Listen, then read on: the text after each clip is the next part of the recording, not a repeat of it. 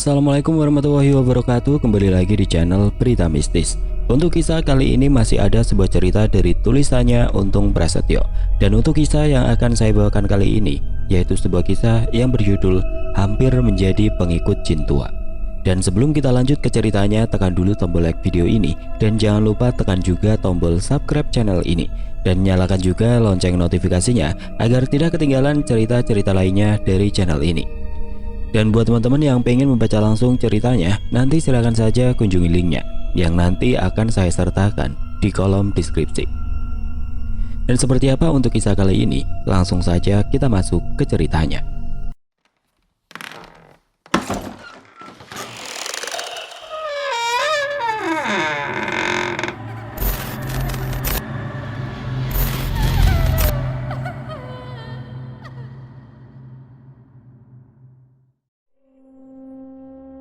Jakarta sekitaran tahun 2017. Kisah ini dialami oleh Pak Amir yang tinggal di daerah Pasar Minggu, Jakarta Selatan. Saat itu Pak Amir yang baru memulai usaha pembuatan kusen pintu dan furnitur lainnya. Secara tidak sengaja bertemu dengan seseorang yang ingin memesan beberapa daun pintu dan jendela untuk proyek yang sedang ditanganinya. Orang yang biasa menangani proyek perumahan itu sepertinya sudah sangat berpengalaman dalam bisnis yang digelutinya sejak 10 tahun belakangan itu. Selain berpengalaman dengan pekerjaannya itu sendiri, orang yang bernama Santoso itu juga berpengalaman dalam hal lain yang dapat menunjang kelangsungan usahanya tersebut. Setelah beberapa kali memesan kusen kayu dan juga daun pintunya, Santoso dan Pak Amir pun semakin akrab. Hingga akhirnya Pak Amir mulai berkeluh kesah menceritakan usahanya yang dirasa hanya berjalan di tempat saja. "Usaha saya kok kayaknya jalan di tempat ya mas," ujar Pak Amir yang sedang bersama Santoso di sebuah proyek yang sedang dikerjakannya. "Namanya usaha, kalau nggak ada yang membantu memang begitu Kang Amir, susah majunya," seru Santoso sambil tertawa. "Membantu gimana mas maksudnya?" tanya Pak Amir yang masih merasa belum memahami apa yang dimaksud oleh Santoso. "Ya, ke orang pintar Kang, biar dikasih saran dan biar usaha kita cepat naik," jawab Santoso tegas. "Sampean punya kenalan orang pintar mas?" tanya Pak Amir dengan antusias. "Minggu besok kita ke sana Kang, saya juga ada perlu sama Abah," jawab Santoso sambil tersenyum. Setelah sampai pada hari yang telah ditentukan, Santoso pun mengajak Pak Amir ke daerah Jawa Barat untuk menemui Abah yang selama ini menjadi guru spiritualnya dan membantu Santoso untuk dapat mendapatkan proyek-proyek perumahan besar. Setelah menempuh perjalanan selama 5 jam, Santoso dan Pak Amir pun sampai di sebuah daerah yang terasa sangat sejuk dengan diselimuti kabut tipis di siang hari yang mendung itu. Santoso pun langsung memperkenalkan Pak Amir kepada Abah Narya dan menjelaskan maksud serta tujuan datang menemui beliau.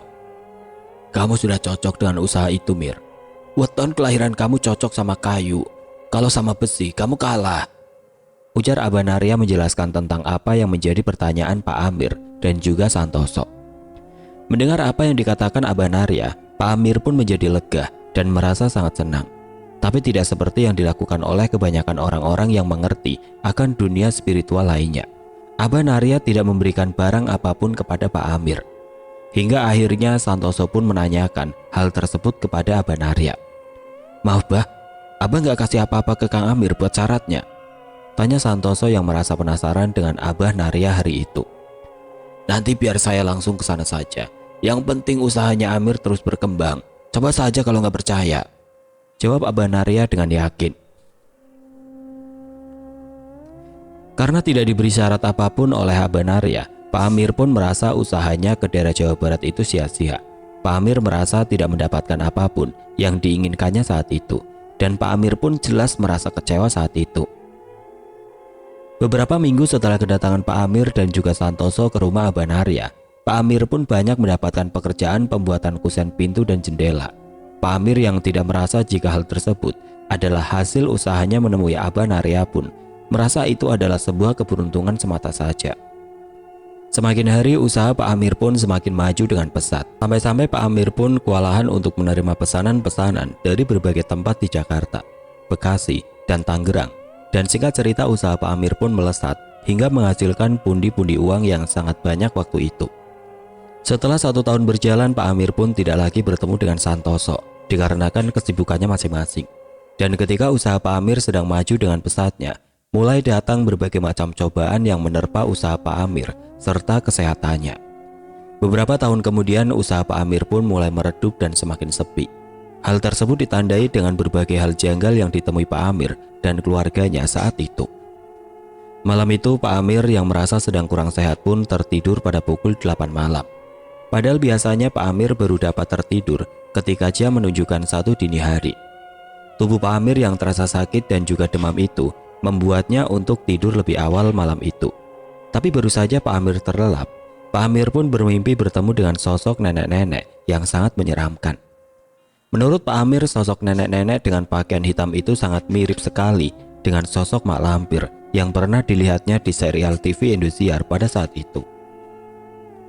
Sosok nenek tua yang sangat menyeramkan itu dilihat oleh Pak Amir sedang berdiri dan menatap tajam ke arahnya di area tempatnya bekerja. Pak Amir yang sudah merasa takut pun akhirnya memberanikan diri untuk bertanya kepada sosok tersebut tentang siapa dirinya dan apa tujuannya datang ke tempatnya bekerja. Walaupun hanya sekedar mimpi, tapi Pak Amir merasa jika mimpi yang dialaminya itu adalah sebuah hal nyata yang membuatnya sempat merasa ketakutan. "Maaf, nenek ini siapa ya? Dan mau apa di tempat ini?" tanya Pak Amir kepada sosok nenek tersebut. "Nama aku Nini Punding. Aku yang menguasai wilayah ini. Dan kau sudah menempati daerah kekuasaanku tanpa izin dan juga tidak pernah memberiku sesuatu. Mulai hari ini, aku minta kepadamu sediakan 1 sisir pisang raja, kopi pahit dan manis, serta bunga-bunga harum di sebuah wadah dan letakkan di sana," ujar sosok nenek menyeramkan itu sambil menunjuk sebuah tempat yang dimintanya untuk meletakkan sesajen yang telah disebutkannya tadi. "Kalau itu mah saya nggak berani nih. Nanti saya kirim doa saja buat Nini ya," jawab Pak Amir tegas. "Aku diminta oleh seseorang yang keberadaannya jauh dari tempat ini, Amir. Orang itu memintaku untuk membantu usahamu ramai. Dan orang itu belum lama ini memintaku untuk menagih imbalan yang harus kau berikan kepada aku," balas sosok Nini Punding dengan wajah keriput yang terlihat sangat mengerikan itu. "Saya nggak bisa kalau ngasih sesajen, tapi nanti insya Allah saya kirim doa saja ya nih. Saya akan buat pengajian atau selamatan di sini," ujar Pak Amir yang menolak secara halus permintaan sosok nenek-nenek yang wujudnya terlihat semakin menyeramkan itu. "Baiklah kalau begitu, kau akan merasakan akibatnya nanti," balas sosok Nini Punding yang seketika itu juga menghilang dari pandangan mata Pak Amir dan berubah menjadi kepulan asap hitam. Pak Amir pun langsung terbangun dari tidurnya dengan tubuh yang sudah dibasahi keringat. Kondisi Pak Amir pun semakin lemah saat itu. Walaupun tubuhnya dibasahi keringat, tapi Pak Amir merasakan dingin yang membuat tubuhnya gemetar. Malam itu juga Pak Amir minta diantarkan ke klinik terdekat yang ada di daerah sekitar tempat tinggalnya. Istri Pak Amir yang merasa khawatir pun lalu membawa Pak Amir ke dokter untuk mendapatkan pengobatan pertama. Keesokan harinya Pak Amir yang sudah merasa lebih baik pun terbangun dari tidurnya. Dan yang membuat Pak Amir sangat terkejut adalah Pak Amir mencium bau asap rokok yang sangat menyengat di hidungnya. Padahal saat itu pintu kamarnya masih tertutup rapat. Hingga tidak mungkin asap dari luar kamarnya atau luar rumahnya masuk ke dalam kamarnya. Bau asap rokok yang sangat menyengat itu pun mulai mengganggu Pak Amir. Hingga Pak Amir pun merasa mudah sekali marah saat itu. Selain mencium asap rokok yang baunya membuat Pak Amir sesak, Pak Amir pun mulai merasakan mulutnya pahit dan setiap makanan yang dimakannya terasa seperti puntungan rokok. Hal itu membuat Pak Amir sangat tersiksa hingga tubuh Pak Amir pun perlahan mulai kurus karena tidak mau makan makanan apapun. Karena merasa janggal dengan apa yang dialaminya, Pak Amir pun mulai melakukan pengobatan secara alternatif. Sejak saat itu, Pak Amir mulai mendatangi orang-orang yang memiliki kemampuan supranatural untuk melakukan pengobatan. Ketika Pak Amir sedang dalam kondisi mengalami penyakit aneh itu, usaha Pak Amir pun mulai meredup dan hampir saja bangkrut. Orang-orang yang didatangi Pak Amir pun belum mampu membantu mengobati Pak Amir, hingga Pak Amir pun semakin tersiksa dengan apa yang telah dialaminya tersebut. Pada suatu malam, Pak Amir yang sedang melakukan zikir untuk bermunajat kepada Allah Subhanahu wa Ta'ala, Pak Amir pun mendengar suara cekikikan dari arah depan rumahnya.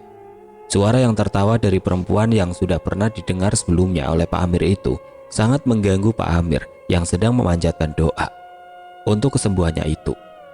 Suara tawa cekikikan yang disusul suara nenek-nenek yang ditemui Pak Amir dalam mimpi pun terus didengar oleh Pak Amir.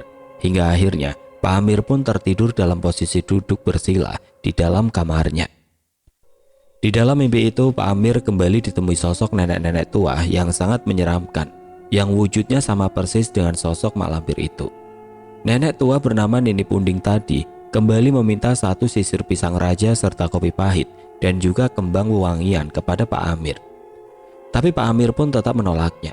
Hingga akhirnya sosok nenek tersebut merasa kesal dan mulai menyerang Pak Amir. Dengan sekejap mata saja tiba-tiba sosok nenek tua yang awalnya berdiri jauh dari tempat Pak Amir berada saat itu, kini mencengkram erat perut Pak Amir hingga Pak Amir pun berteriak kesakitan. Istri Pak Amir yang terbangun karena mendengar suara jerit kesakitan dari Pak Amir pun segera membangunkan suaminya tersebut. Ketika terbangun, Pak Amir pun merasakan sakit di bagian perutnya tepat di mana sosok nenek tua tadi mencengkramnya. Istri dan anak-anak Pak Amir pun kembali membawa Pak Amir ke rumah sakit terdekat untuk mendapatkan pertolongan medis. Seperti saat pertama kali Pak Amir bermimpi bertemu dengan sosok nenek tua bernama Nini Punding itu, Pak Amir pun mulai lagi mencium bau asap rokok yang lebih hebat lagi yang membuat Pak Amir merasa mual. Tidak hanya itu saja, semua makanan yang dimakan Pak Amir pun terasa seperti putung rokok yang membuat Pak Amir muntah setiap kali Pak Amir makan. Hal yang membuat Pak Amir lebih tersiksa lagi adalah di setiap tidurnya Pak Amir terus didatangi Nini Punding yang mulai mengajak sosok-sosok makhluk menyeramkan lainnya untuk menyerangnya. Walau hanya mendatangi Pak Amir di dalam mimpinya, sosok Nini Punding bersama para makhluk gaib lainnya membuat Pak Amir merasakan sakit yang nyata di bagian tubuhnya yang mendapatkan serangan dari sosok makhluk gaib tersebut. Bagian tubuh Pak Amir pun mulai terlihat lebam membiru ketika Pak Amir terbangun dari tidurnya. Lebam tersebut didapatnya dari serangan Nini Punding dan juga makhluk-makhluk gaib lainnya. Pak Amir dan keluarganya yang merasa bingung dengan kejadian yang sedang dialaminya itu, nyaris putus asa dibuatnya. Karena sudah beberapa orang yang didatanginya dan mengerti hal-hal gaib pun belum bisa menyembuhkan penyakit yang dialami Pak Amir saat itu. Usaha Pak Amir pun berada di ujung tanduk ketika Pak Amir mengalami gangguan-gangguan di luar nalar manusia itu. Beruntungnya Pak Amir bertemu dengan sosok kiai yang tinggal di daerah Banten. Melalui orang yang dikenalnya Pak Amir pun diantarkan ke rumah kiai tersebut untuk mencari kesembuhannya. Seorang kiai pemilik sebuah pesantren di daerah Banten itu pun akhirnya mau mengobati Pak Amir. Dan saat itu Pak Amir pun diminta menginap satu malam di padepokan miliknya untuk melakukan proses penyembuhan serta menghilangkan energi negatif yang sudah menyebar di seluruh tubuh Pak Amir. Ketika Pak Amir sedang berada di daerah Banten dan menginap di sana, adik dari Pak Amir yang bernama Pak Sofyan mendapatkan gangguan dari sosok makhluk gaib di area tempat kerja milik Pak Amir. Pak Sofyan yang malam itu hendak ke warung, tiba-tiba saja dikejutkan oleh penampakan nenek-nenek tua yang mengenakan gaun hitam lusuh dan terdapat sobek di beberapa bagian. Sosok nenek tersebut terlihat sedang menunduk sambil menyapu tempatnya bekerja. Karena merasa bingung dengan kehadiran sosok asing, Pak Sofyan pun lalu bertanya kepada sosok nenek tersebut. Tapi Pak Sofyan pun dibuat gemetar ketakutan ketika sosok yang dipanggilnya beberapa kali itu mulai memperlihatkan wajahnya yang menyeramkan. Wajah nenek tua tersebut terlihat dipenuhi kerutan dan beberapa bagiannya mengelupas dan mengeluarkan bau busuk yang sangat menyengat. Sosok nenek tua itu menyeringai dan mulai menertawakan ketakutan Pak Sofyan saat itu. Dan karena sudah tidak mampu melihat penampakan makhluk gaib di tempatnya bekerja, Pak Sofyan pun jatuh pingsan di depan pintu keluar dari tempat tinggal Pak Amir. Di tempatnya berada Pak Amir yang masih menjalani proses pengobatannya pun diberi segelas air oleh Abah Kiai yang mengobatinya. Abah Kiai mengatakan jika setelah meminum air tersebut, Pak Amir akan mengantuk dan akan tertidur. Kalau kamu bermimpi lagi bertemu dengan nenek tua itu, lawan saja Mir. Kamu jangan pernah takut, karena kalau kamu takut, dia akan semakin berani dan terus menyakitimu. Seru Abah Kiai menjelaskan kepada Pak Amir yang hanya mampu membalas anggukan kepalanya. Ya sudah, nanti biar saya bantu usir nenek peot itu. Sekarang kamu minum air itu dan segeralah beristirahat, imbu Abah Kiai lagi. Setelah memberikan air minum kepada Pak Amir, Abah Kiai pun berpamitan untuk pergi ke dalam kamarnya guna untuk membantu proses penyembuhan dari Pak Amir. Dan setelah itu Pak Amir pun lalu meminum air pemberian Abah Kiai tadi, hingga akhirnya Pak Amir pun merasa ngantuk, hingga dia pun dapat tertidur dengan lelap. Di dalam mimpinya itu Pak Amir merasa ada di depan rumahnya yang sekaligus menjadi tempatnya bekerja itu. Tapi Pak Amir merasakan ada sesuatu yang berbeda di tempatnya berada saat itu. Menurut Pak Amir, tempat di mana dia bermimpi malam itu adalah perpaduan dari dunia nyata tempatnya berada dan juga dunia gaib tempat sosok Nini Punding tinggal. Pak Amir yang mulai merasakan panas di sekujur tubuhnya terus memperhatikan keadaan di sekitarnya. Dan secara perlahan, Pak Amir melihat kabut datang menyelimuti tempat tersebut, disusul kepulan asap hitam yang tiba-tiba saja membentuk sosok makhluk gaib berwujud Nini Punding. "Kurang ajar, beraninya kau datang ke alamku manusia bodoh," ujar Nini Punding yang merasa kesal dengan kehadiran Pak Amir.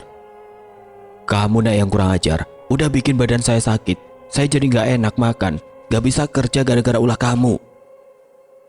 Mendengar apa yang diucapkan oleh Pak Amir, sosok nenek tua itu pun tertawa cekikikan karena merasa senang. "Aku hanya minta 1 sisir pisang raja, segelas kopi pahit dan kopi manis, serta kembang yang baunya harum Amir, tapi kau menolak memberikannya," ujar nenek tua menyeramkan itu sambil kembali tertawa. "Saya nggak mau Nek, karena hal itu dilarang oleh agama saya," jawab Pak Amir tegas. "Tidak apa-apa Amir, tapi kau akan terus merasa tersiksa dengan apa yang kau rasakan saat ini," seru nenek tua yang kedua bola matanya mulai terlihat menghitam. "Sampai kapanpun saya tidak akan menuruti permintaan kamu Jin tua." Setelah Pak Amir mengatakan hal itu, sosok Nini Punding pun menghilang bersamaan dengan munculnya kembali asap hitam yang menyebar ke seluruh tempat di mana Pak Amir berada. Tidak lama kemudian Pak Amir pun terbangun dari tidurnya dan langsung merasakan tubuhnya kembali segar. Bau asap rokok yang sebelumnya tercium sangat menyengat oleh Pak Amir pun menghilang. Dan mulut Pak Amir pun kembali normal ketika memakan makanan yang diberikan oleh istrinya. Di pagi harinya Abah Kiai kembali menemui Pak Amir dan menanyakan bagaimana keadaannya saat itu.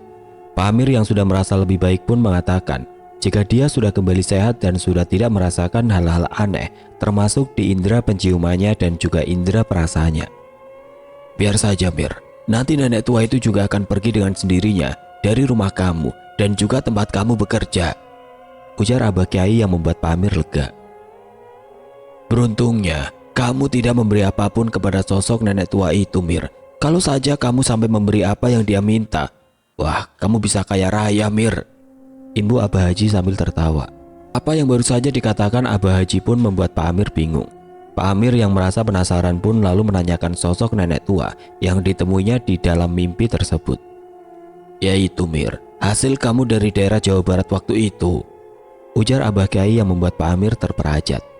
"Maksud Abah, nenek itu asalnya dari sana, Bah?" tanya Pak Amir yang semakin penasaran. "Bukan, makhluk gaib itu memang sudah lama menempati tanah yang kamu sewa itu Mir. Dan Abah yang kamu mintai tolong waktu itu awalnya memindahkan sosok makhluk gaib tersebut agar usaha kamu cepat maju," jawab Abah Kiai menjelaskan. "Lalu kenapa bisa sosok itu malah meminta sesajen kepada saya, Bah?" tanya Pak Amir penasaran. "Ya karena Abah yang kamu mintai tolong itu melepas kembali sosok makhluk gaib penghuni tempat itu Mir.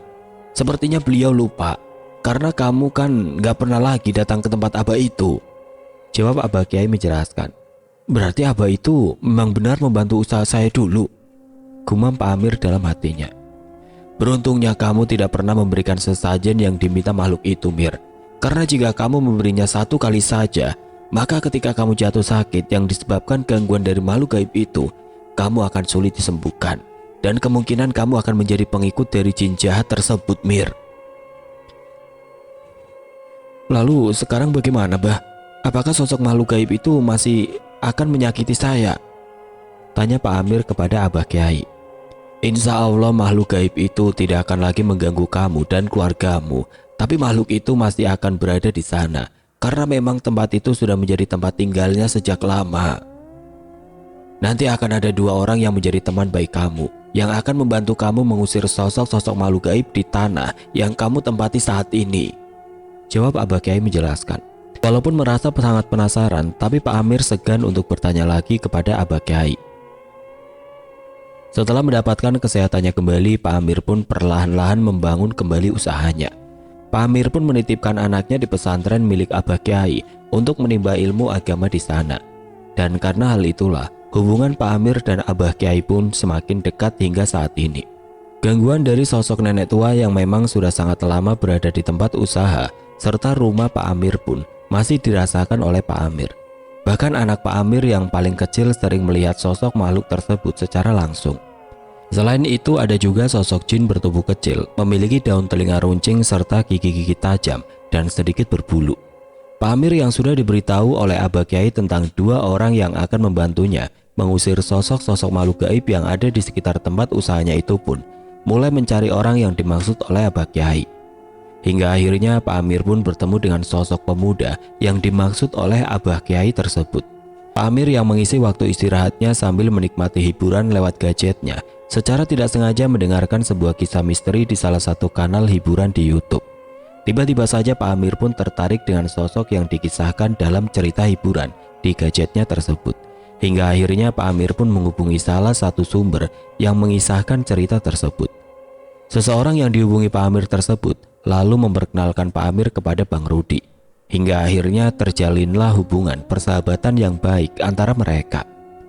Pak Amir yang menceritakan kendala yang sedang dihadapinya itu meminta bantuan kepada Bang Rudi untuk membuang energi-energi negatif yang ada di tempat usahanya serta di rumahnya. Karena sama-sama tinggal di daerah Jakarta, Bang Rudi pun akhirnya membantu Pak Amir untuk mengatasi permasalahannya. Bang Rudi yang datang langsung ke rumah Pak Amir ditemani oleh seorang temannya itu pun mulai melakukan penelusuran terkait makhluk-makhluk gaib yang ada di tempat usaha milik Pak Amir serta tempat tinggalnya tersebut. Di situ Pak Amir pun terkejut dengan apa yang dikatakan Bang Rudi terkait sosok jin berwujud nenek-nenek yang berada di dapur rumahnya. "Nah, nenek-nenek itu yang mengganggu saya dan usaha saya, Bang," ujar Pak Amir yang merasa terkejut waktu itu. Pak Amir pun lalu menceritakan apa yang telah dialaminya dan juga usahanya saat itu. Sementara itu Bang Rudi pun mencoba berkomunikasi dengan sosok jin berwujud nenek tua dan juga makhluk gaib lainnya yang berada di sekitar tempat Pak Amir tinggal. "Pak Amir sama keluarga termasuk orang-orang yang kuat nih, Pak. Di sini banyak banget penunggunya, Pak," ujar Bang Rudi setelah melakukan penelusuran terkait sosok-sosok makhluk gaib yang ada di sana. "Ini ada juga sih yang belum lama datang, tapi udah saya balikin lagi ke yang ngirim," Ibu Bang Rudi menjelaskan. "Terus kalau nenek-nenek yang ganggu usaha saya itu siapa, Bang?" tanya Pak Amir.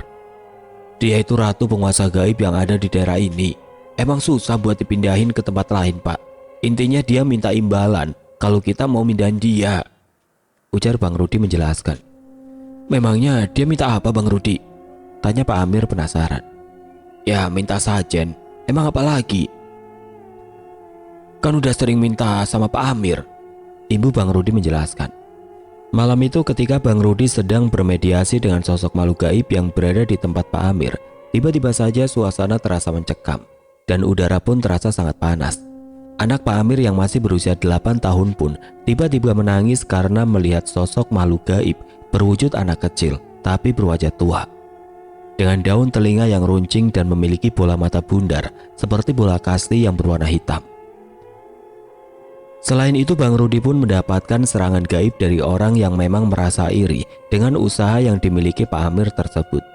Serangan yang datang tiba-tiba itu membuat Bang Rudi mengalami luka dalam yang membuat kondisinya pun tiba-tiba melemah. "Jangan sampai kosong, Bang. Terus baca sholawat dalam hati," ujar Bang Rudi kepada temannya yang malam itu ikut ke rumah Pak Amir. Bang Rudi yang mulai serius menghadapi serangan gaib yang dilakukan seseorang dari jauh tersebut akhirnya bisa mematahkan serangan tersebut dan memperingati orang pintar yang mencoba mengganggu usaha milik Pak Amir itu. Setelah itu, Bang Rudi pun mulai menetralisir energi gaib yang ada di rumah dan tempat bekerja Pak Amir dengan menarik benda pusaka terkuat milik makhluk gaib yang ada di sana. Benda pusaka yang ditarik Bang Rudi pun akhirnya dapat diwujudkan menjadi sebuah batu hijau yang sangat bagus. Menurut Bang Rudi, kekuatan dari makhluk gaib yang ada di sana memang berwujud batu mustika, bukan pusaka, seperti keris, tombak, dan benda-benda lainnya. "Masih ada yang harus dibersihkan di rumah Pak Amir, tapi sepertinya nggak bisa hari ini, Pak," ujar Bang Rudi yang dahinya sudah dipenuhi keringat. "Iya Bang, nggak apa-apa. Terima kasih sudah membantu saya dan keluarga saya," balas Pak Amir sambil tersenyum. Setelah Bang Rudi membersihkan aura negatif di area sekitar rumah Pak Amir, suasana pun terasa sejuk dan lebih terasa nyaman. Tapi semua gangguan dari sosok makhluk gaib di sana belum berakhir. Sosok nenek tua yang sering menemui Pak Amir di dalam mimpinya masih saja sering menunjukkan keberadaannya, walau hanya kembali menunjukkan dirinya di dalam mimpi Pak Amir. Beberapa minggu kemudian Bang Rudi pun kembali datang ke rumah Pak Amir untuk membersihkan sisa-sisa energi negatif di sana. Selain itu juga Bang Rudi juga memberikan amalan-amalan kepada Pak Amir sesuai syariat Islam agar Pak Amir dapat menjaga diri, keluarga, dan usahanya dari gangguan hal gaib. Sementara itu Bang Rudi pun kembali melakukan penelusuran untuk membersihkan rumah Pak Amir dari aura hitam yang masih menyelimutinya dan juga energi negatif yang masih dirasakan oleh Bang Rudi sendiri. Suasana tempat bekerja Pak Amir dan juga rumahnya pun mulai terasa panas dan membuat semua orang yang ada di sana berkeringat. Padahal malam itu hujan gerimis masih turun di daerah tempat Pak Amir tinggal. Suara-suara tawa cekikikan pun mulai terdengar di telinga semua orang yang ada di rumah itu. Hingga suara dentuman keras dari atap rumah Pak Amir pun mengagetkan Pak Amir dan dua orang kawan Bang Rudi yang ikut ke rumah Pak Amir malam itu. "Itu nenek-nenek masih minta pisang raja Pak Amir," ujar Bang Rudi yang membuat Pak Amir terkejut. "Tapi insya Allah nenek-nenek itu udah saya pindahin ke tempat yang lebih layak bagi sosok itu," Ibu Bang Rudi menjelaskan. "Terus tadi suara apa itu Bang Rudi yang kedengeran dari atas atap rumah saya?" tanya Pak Amir penasaran. "Suara jin yang masih mau nyerang Pak Amir. Jin suruhan orang. Tapi insya Allah aman Pak. Sudah saya buatin pagar gaib di sekitar rumah Pak Amir," balas Bang Rudi sambil membakar sebatang rokok dan menyeruput kopi susu kesukaannya. "Kira-kira siapa yang mau iseng sama saya Bang?" tanya Pak Amir lagi penasaran. "Udah, Pak Amir nggak perlu tahu. Yang penting Pak Amir sama keluarga sehat dan usaha Pak Amir lancar lagi," jawab Bang Rudi tegas. Setelah Bang Rudi membersihkan aura negatif dari rumah Pak Amir, semua pun terasa kembali normal. Pak Amir dan keluarganya pun kembali beraktivitas seperti biasa, tanpa mengalami lagi gangguan-gangguan dari makhluk-makhluk gaib yang dulu ada di sekitar rumahnya. Usaha Pak Amir pun kembali berjalan normal, dengan mulai meningkatnya pesanan-pesanan barang dari orang-orang yang membutuhkan kusen kayu, daun pintu, dan juga furnitur lainnya seperti lemari dan lain sebagainya. Hubungan baik pun terjalin antara Pak Amir dengan Bang Rudi yang sudah dianggapnya sebagai guru spiritualnya. Dan yang menjadi misteri dari kisah Pak Amir ini adalah siapakah sosok nenek tua yang mengaku bernama Nenek Pundi tersebut. Karena sebelum Pak Amir bertemu Abah Narya yang berada di daerah Jawa Barat, Pak Amir tidak tahu tentang sosok-sosok makhluk gaib yang memang ada di sekitar tempat tinggalnya. Karena beberapa sesepuh daerah tersebut hanya menceritakan sosok kuntilanak yang sering membawa bayi dan sering menampakkan diri pada warga sekitar. Selain sosok kuntilanak yang membawa bayi, ada juga sosok buto bertubuh besar yang bermukim di seberang jalan depan rumah Pak Amir. Walau bagaimanapun, Pak Amir tetap bersyukur karena beliau tidak pernah memberikan apapun yang diminta oleh Nini Punding tersebut. Walau Pak Amir harus mengalami penyakit yang disebabkan oleh sosok makhluk gaib tersebut, karena menurut Bang Rudi, Nini Pundi adalah sosok jin penglaris yang entah sejak kapan berada di sekitar rumah Pak Amir. Oke teman-teman, sekian untuk kisah kali ini. Semoga apa yang sudah saya bawakan dalam kisah ini dapat dijadikan pembelajaran untuk kita semua. Dan buat teman-teman yang baru bergabung, jangan lupa untuk like, komen, share, serta subscribe channel ini. Dan nantikan kisah-kisah horor berikutnya tetap di channel Berita Mistis. Wassalamualaikum warahmatullahi wabarakatuh.